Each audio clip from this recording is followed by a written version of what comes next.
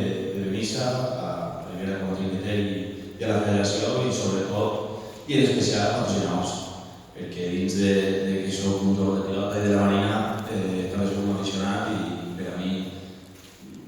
poder jugar dos grans premis que no puc jugar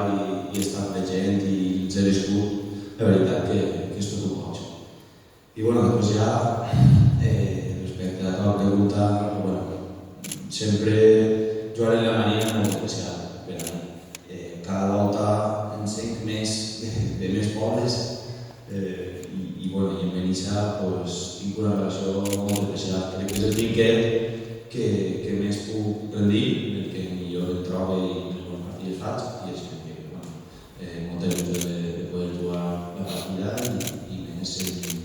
siguent el primer gran premi que Raúl nos da i que porta el seu nom també.